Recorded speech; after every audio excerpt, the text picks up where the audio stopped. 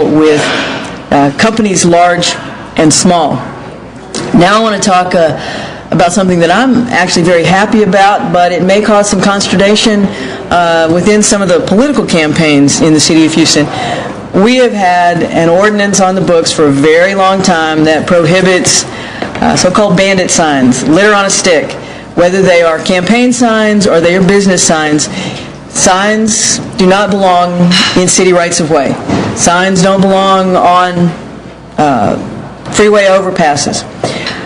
Each campaign season, we get a proliferation of the larger 4x4, 4x8 signs on public property. Not talking about the signs that appear on abandoned buildings or on private property. That's a separate issue.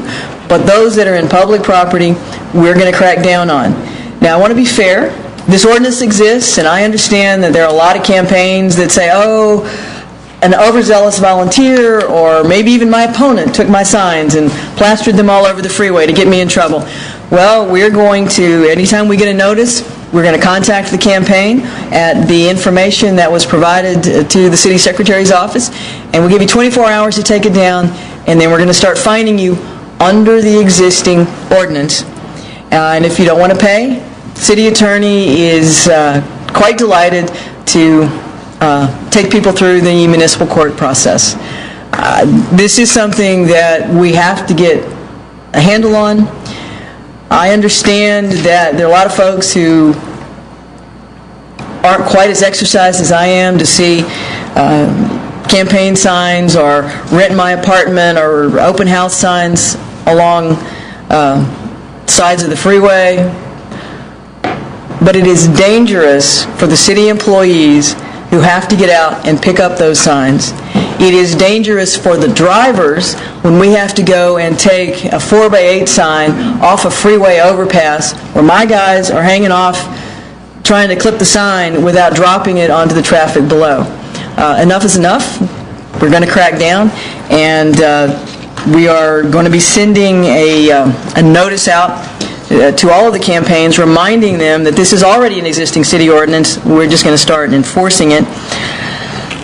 Based on estimates from 2009, the city spent approximately $450,000 removing bandit signs. $450,000 of general fund dollars could go a long way to doing a lot of other things more important to the city of Houston. And we are serious about the enforcement and actually hoping that we get voluntary compliance and that campaigns will go out and begin to remove those signs that are in the public right-of-way before we have to notify them, and certainly before we have to issue any citations. Now, does anybody have any questions? Mayor, would you say this crackdown is as a result of the plethora of Eric Pick signs in and around Houston? There are certain signs that are probably more prominent than others, but bandit signs, illegally placed signs have long been a particular pet peeve of mine. This is actually an issue I raised during the 2009 campaign, and now I actually have something to do. I have the ability to make sure that we crack down a little bit on it. Mayor, how will you find the signs? Are you going to send inspectors out looking for them? Are you waiting for a complaint? We actually have sign enforcement guys who cover the city, picking up signs. And what we've done in the past is we've just collected them at our expense, and we dispose of them.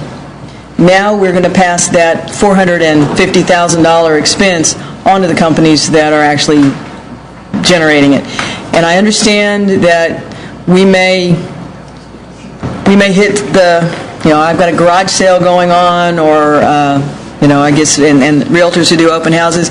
But that's why we built in the 24 hours.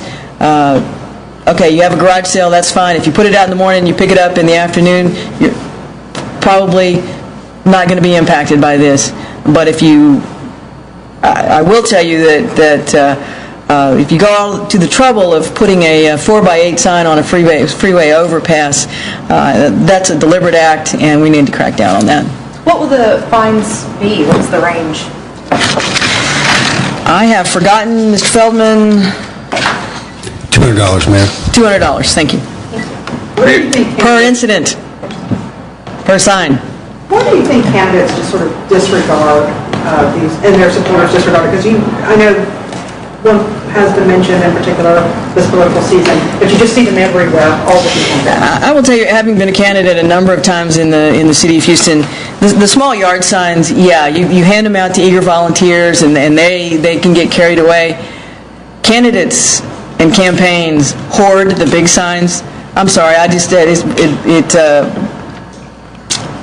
is inconceivable to me that a campaign would not know where those signs are being placed, and and most of those are contracted out to people to actually place those signs.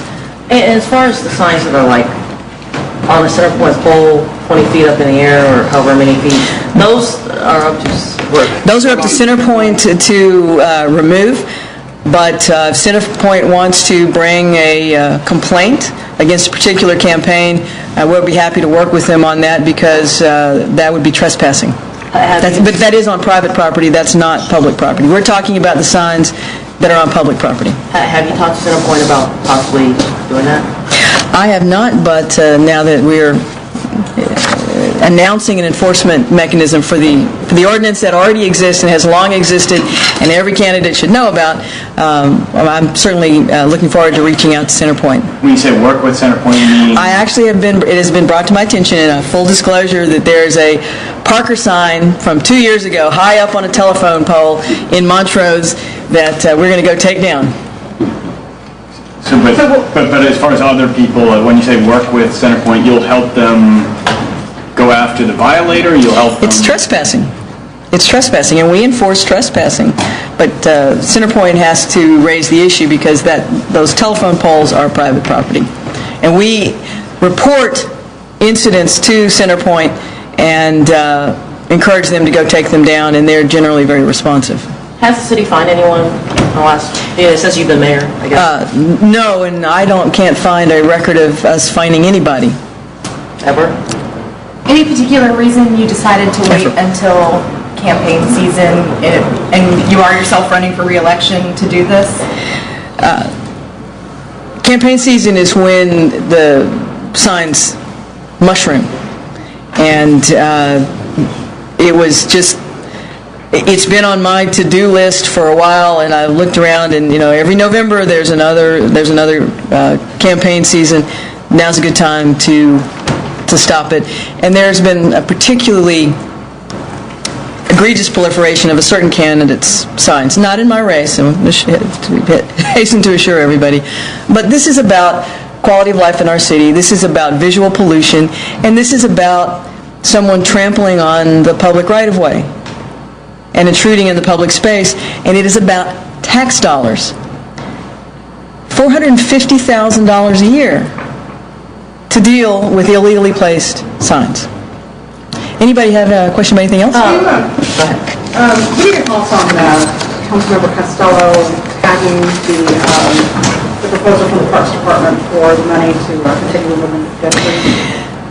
I haven't had an opportunity to talk to Councilmember Costello. What the issue is, that we all understand we have a serious problem with dead and dying trees. It's not in the budget. We're having to scramble for them to take care of this. We didn't actually have an item today